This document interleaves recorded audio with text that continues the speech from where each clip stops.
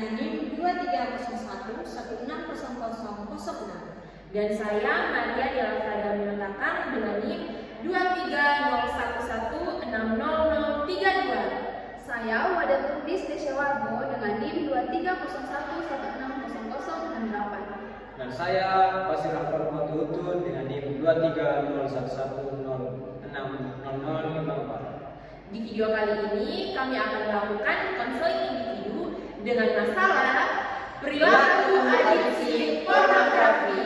Selamat menyaksikan.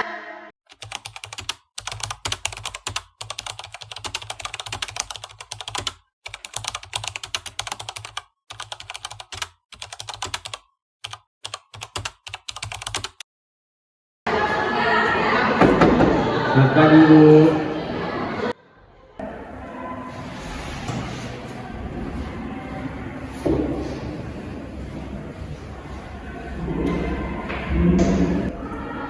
Selamat pagi, Farno. Mari silakan masuk. Silakan duduk, Pak. Terima kasih, Bu.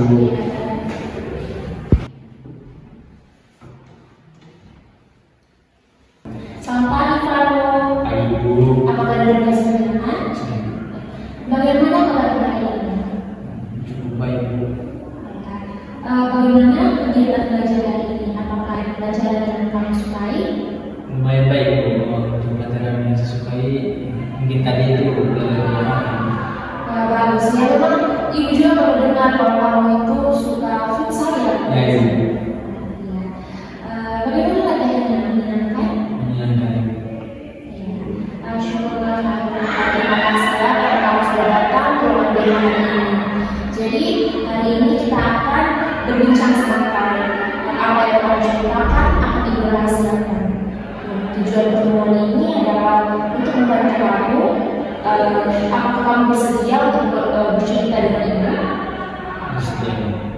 Baik. Ya, Faruk, jadi beberapa guru menyampaikan kepada ibu bahwa akhir-akhir ini kamu terlihat berbeda. Jadi kamu itu lebih sering ngantuk di kelas dan menjadi kurang fokus saat jam pelajaran. Ketika kamu mendengar hal itu, kira-kira apa pendapatmu? Saya sebenarnya saya juga sudah sadar. Belakangan memang saya mengantuk. Kadang saat guru sudah menjelaskan, saya berusaha untuk fokus. Tapi mata rasanya berat sekali. Ada beberapa kali saya tidur dalam kelas pada saat jam pelajaran. Berarti kamu juga menyadari ya perubahan yang terjadi dalam diri kamu. Ya, Bu. Dulu saya tidak seperti itu. Saya biasanya cukup aktif dalam kelas. Kalau ada tugas tinggal saya kerjakan.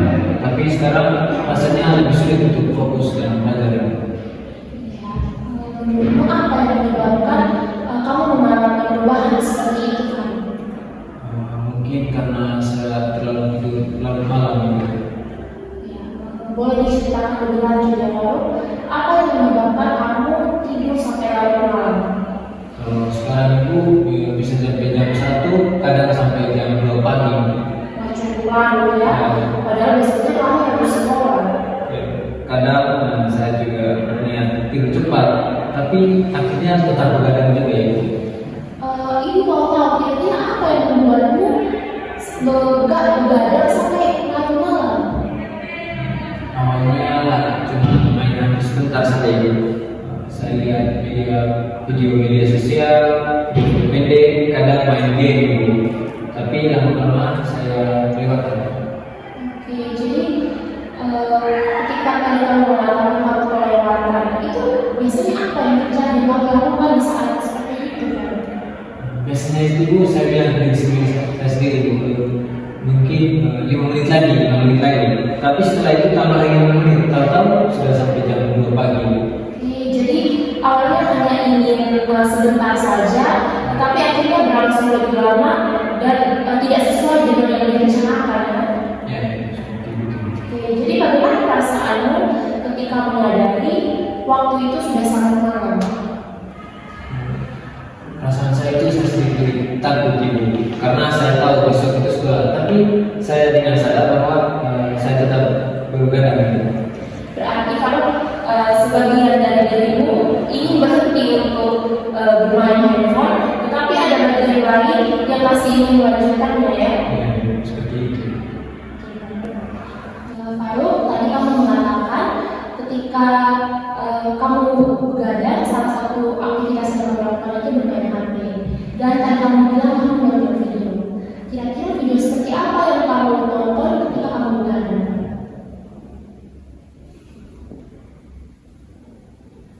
Sudah, saya kembali. Tidak apa-apa Faruk, ibu menghargai perasaanmu. Kamu boleh mengambil waktu sebentar untuk menjawab. Ingat ya Faruk, tujuan kita di sini untuk memahami masalah, bukan untuk menghakimi kamu.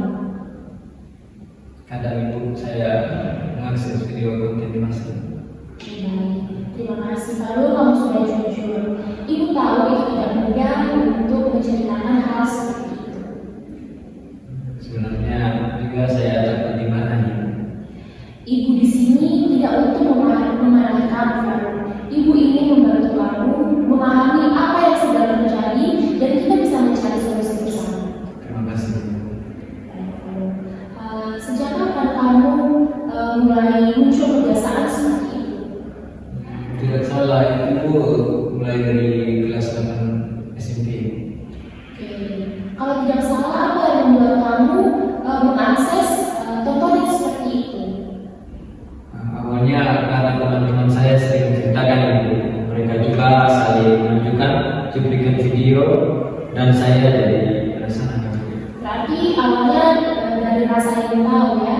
Iya betul. Saya cuma ingin tahu seperti apa. Waktu itu saya pikir cuma sekali lihat saja. Lalu apa yang terjadi setelah itu? Awalnya memang heran ibu, tapi mungkin seminggu sekali, tapi lama-lama jadinya sering. Oke, jadi apa yang membuat frekuensi menonton kamu ini menjadi meningkat? Saya tidak tahu ibu, rasanya kalau sudah bosan atau banyak pikiran, saya jadi ingin melihat lagi. Oke, jadi ketika kamu merasa bosan atau kamu merasa banyak pikiran lalu menonton, itu kira-kira apa yang kamu rasakan? Untuk sekarang saya merasa lebih lega dan lupa masalah ya.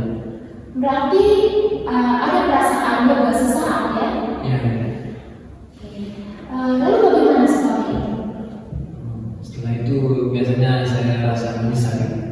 Itu alasan kamu menyesal karena apa? Karena saya tahu bahwa hal itu tidak baik. Saya sering janji pada diri untuk berhenti, tapi pada akhirnya saya tidak mengulanginya. Oke Faruk, kalau boleh tahu apa yang paling mengganggu dari kebiasaan ini? Saya merasa kehilangan kendali. Maksudmu kehilangan kendali itu seperti apa Faruk? Kadang saya sudah bilang diri sendiri bahwa malam ini tidak akan nonton. Bahkan HP saya sudah saya letakkan. Tapi beberapa kemudian saya ambil lagi. Oke, jadi kamu merasa sulit untuk mengendalikan bagaimana itu ya? Ya, Oke, bagaimana pengaruhnya terhadap sekolah kamu? mungkin cukup besar itu, karena saya juga tidak fokus belajar dan nilai saya tidak turun. Oke, jadi apa yang kamu rasakan ketika kamu melihat nilai turun? Sedih Bu, karena orang tua saya selalu mendukung saya sekolah. Jadi saya merasa saya mau jawab mereka. Ya, jadi sebenarnya kamu sangat peduli ya dengan harapan orang tuamu. Ya Bu, mereka sudah bekerja keras untuk menyempurnakan saya. Faruk, selain berdampak pada belajar, jadi kira-kira ada hal lain tidak yang berdampak dari kebiasaan menonton ini? Dampak yang negatif seperti saya jadi karena latihan futsal. Dulu saya sangat semangat sekali untuk ikut latihan. Sekarang saya merasa lebih tertelan, jadi saya cara latihan. Lalu bagaimana hubunganmu dengan teman-temanmu? Masih baik Bu, tapi saya lebih banyak menyendiri Bu. Apa yang membuatmu lebih menyendiri, Faruk? Kadang saya merasa malu dengan diri sendiri. Jadi kamu merasa malu karena kebiasaan tersebut. Terima kasih kamu sudah menceritakan semua ini, Faruk. Dari cerita yang sudah kamu sampaikan, ibu melihat bahwa sebenarnya kamu memiliki kesadaran yang cukup baik tentang dampak yang sedang terjadi. Saya mulai berubah Bu.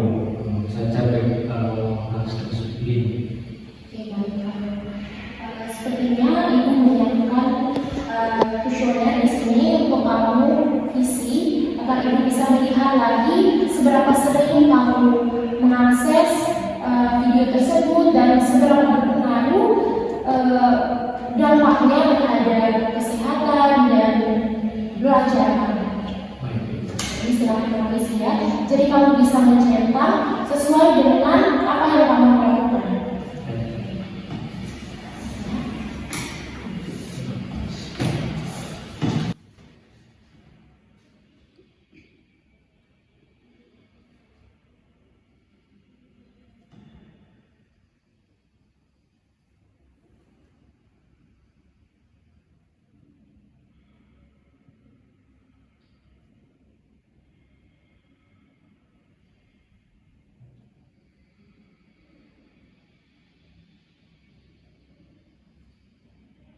Apakah ada kesulitan kalau dalam mengisinya? Gimana? Baik, silakan mengisi.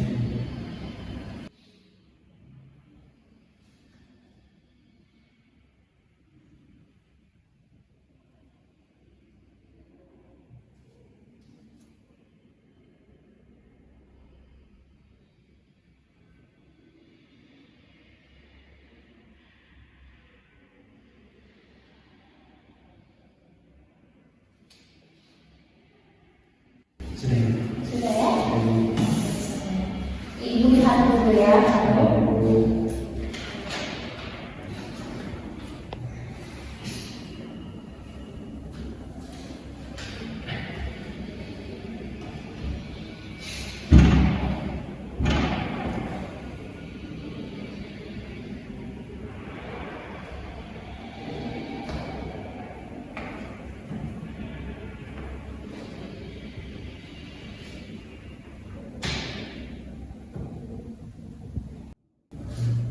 Oke, baik, lalu berdasarkan hasil questionnaire yang sudah kamu isi dan juga dari informasi yang sudah didapatkan di awal kita berbincang-bincang, Ibu melihat bahwa kebiasaan ini sudah sering terjadi kamu lakukan dan juga sudah mempengaruhi di kegiatan kamu, di belajar dan juga mempengaruhi kesehatan kamu karena kamu begadang kan?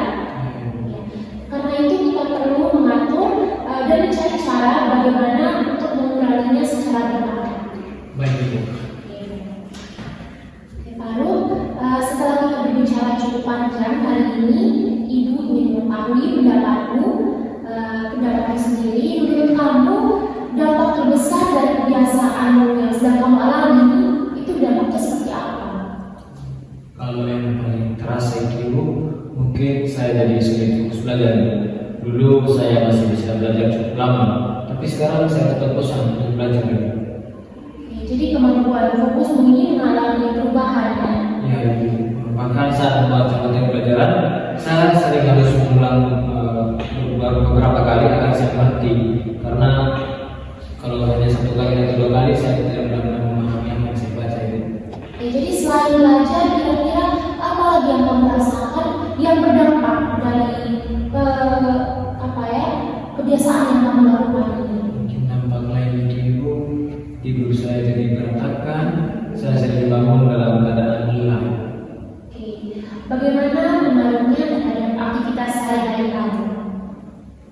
Saya jadi tidak semangat dulu.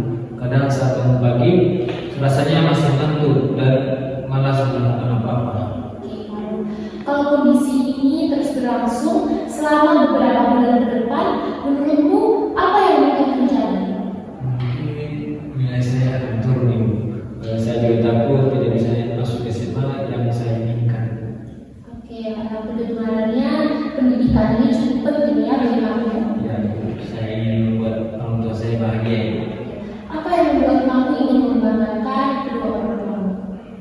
Karena mereka selalu mendukung saya. Mereka bekerja keras, saya bisa mendapatkan sekolah yang lebih baik. Jadi kamu memiliki alasan yang kuat ya Faruk untuk berubah. Ya, Ibu. Kadang seseorang itu ingin berubah, tetapi di sisi lain masih ada bagian dari dirinya yang ingin merasa sulit melepaskan kebiasaan tersebut. Menurutmu apakah ini juga terjadi pada kamu? Iya. Oke, coba mungkin kamu bisa ceritakan kira-kira apa yang terjadi pada dirimu. saya berhenti karena tahu itu dampaknya buruk Ibu. Tapi kadang saat sedang sendirian atau bosan, saya tetap ingin melihatnya Ibu. Oke, jadi ada dua hal yang bertentangan dalam diri kamu ya. Ibu. Kalau kita lihat dari sisi yang membuatmu tetap melakukan kebiasaan itu, menurutmu apa keuntungan yang kamu rasakan? Mungkin saya merasa terhibur sesaat saja Ibu. Apakah ada lagi kan? Kadang saya merasa bisa melupakan masalah, tapi untuk sementara saja Ibu. Oke, baik. Sekarang mari kita lihat sisi lain. Apa kerugian yang kamu alami dengan kebiasaanmu menonton seperti ini? Banyak Ibu. Waktu tidur saya berkurang, nilai turun, saya merasa bersalah, dan yang paling saya rasa itu kecewa dengan diri sendiri Ibu. Oke. Kalau dibandingkan mana yang lebih besar, manfaat sesaat atau kerugian yang kamu alami? Kerugian yang lebih besar. Apa yang membuatmu mengatakan demikian? Karena rasa senangnya hanya sebentar, tapi akibatnya itu berhari-hari, bisa berhari lama. Oke, itu pengamatan yang sangat baik, Faruk. Oke, jadi di sini ibu mau bertanya lebih lagi. Ketika muncul keinginan untuk menonton, apa yang biasanya ada dalam pikiranmu? Saya berpikir kalau sebentar saja tidak akan masalah. Oke, jadi setelah itu apa yang biasanya terjadi? Malah jadi lama dan susah berhenti. Oke, menurutmu apakah pikiran sebentar saja tidak masalah terbukti benar? Juga ya. Oke, kalau begitu mari kita ganti dengan pikiran yang lebih membantu. Mungkin pikiran yang sangat itu mungkin dari jika saya mulai menonton, saya bisa sulit berhenti dan akan menyesal. Oke, bagus sekali Faruk. Jika ibu minta kamu menilai keinginanmu untuk berubah dari angka 1 sampai 10, kira-kira angka berapa yang kamu pilih? 8 Ibu. Mengapa kamu memilih angka 8? Kenapa tidak kamu memilih angka 8 saja? Mungkin kalau dari dalam diri saya sendiri Ibu, karena saya benar-benar berubah Ibu. Iya. Apa yang membuatmu yakin sampai angka 8? Karena saya sudah mulai merasa lelah dengan kondisi yang saya sekarang Ibu. Apa yang perlu terjadi agar angka 8 itu menjadi 9 atau angka 10? Mungkin saya perlu lebih disiplin dan punya cara untuk mengalihkan diri ketika dorongannya untuk menonton video itu muncul. Ya, artinya kamu sudah memikirkan solusi ya, baru buat hanya masalahnya saja. Mungkin begitu. Ya. Dan itu menunjukkan bahwa kamu memiliki kemampuan untuk berubah. Oke, jadi ibu mau sekarang kita bisa membuat rencana yang bisa kamu lakukan selama 1 minggu ke depan. Mungkin kamu bisa memikirkan kira-kira apa yang dapat kamu lakukan agar kamu bisa mengurangi bahkan menghilangkan kebiasaan seperti itu. Mungkin saya membatasi penggunaan HP maksimal sampai pukul atau jam 9 saja, 9 malam saja ya. Terus yang kedua, menyimpan HP di luar kamar saat tidur. Terus yang ketiga, mengurangi waktu sendirian dengan melakukan aktivitas positif Ibu. Terus yang terakhir mungkin Ibu berolahraga minimal 30 menit sehari. Iya betul. Oh iya, kamu kan tadi suka futsal ya, jadi kamu bisa memanfaatkan waktu itu untuk bermain futsal, bermain bola. Oke, cukup baik dan sangat baik Faruk. Rencana-rencana yang kamu ingin lakukan, ibu harap sekali kamu bisa mencoba untuk melakukan hal-hal yang sudah kamu sampaikan tadi. Faruk, ada satu hal yang ibu perhatikan dari percakapan kita ini. Meskipun kamu sedang menghadapi kesulitan, kamu tetap jujur dan mau datang ke ruangan kita dan mau membicarakan hal yang menurutmu itu memalukan. Itu membutuhkan keberanian yang besar. Tapi saya tidak pernah berpikir seperti itu. Banyak orang yang memilih menghindar ketika menghadapi masalah, tetapi hari ini kamu memilih untuk menghadapinya. Itu adalah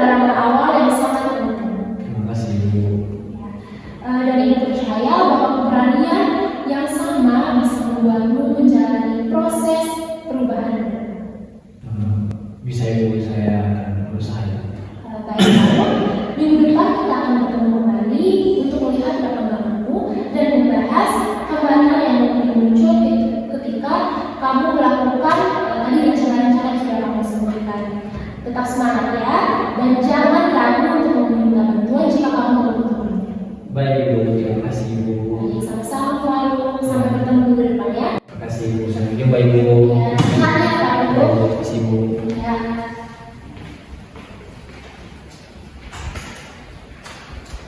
Terima kasih Ibu. Ya.